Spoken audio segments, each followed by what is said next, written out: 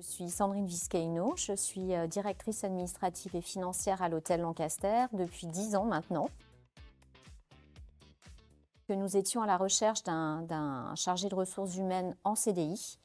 Et donc j'ai mon homologue sur un autre hôtel parisien qui m'a proposé la candidature d'Anthony. Donc il m'a envoyé son CV et je l'ai contacté, on a fixé un entretien et voilà la première rencontre. Il y avait quelques freins, c'est vrai que durant l'entretien, je me suis vraiment attachée à lui demander quel était le programme de formation à l'IFOCOP et quels étaient les apprentissages théoriques qu'il allait suivre et quelles compétences il allait acquérir.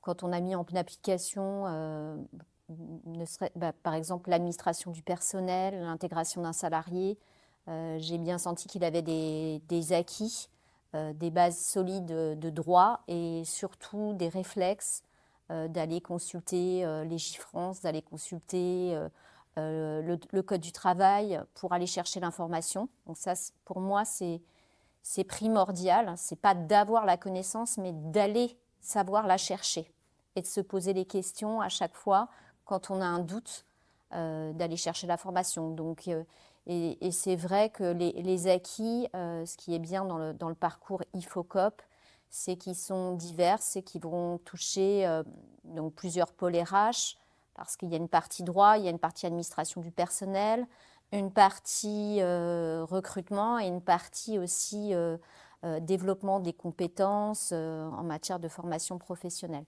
Donc j'ai bien pu ressentir qu'il y avait des acquis sur l'ensemble de ces volets. Moi, j'ai toujours un peu ce côté, vu que je suis directrice financière, le côté coût de masse salariale. Donc effectivement, il y avait le financement de l'école, mais en revanche, ça coûtait quand même moins cher qu'un contrat en CDI. Et du coup, ça me permettait de faire une période d'essai à un coût moins onéreux et à la fin du stage, de pouvoir décider de le garder ou non. Donc moi, j'y ai vu mon intérêt financier aussi, et puis aussi d'avoir le temps, à travers 4 mois, de tester le salarié et de voir s'il convient au poste.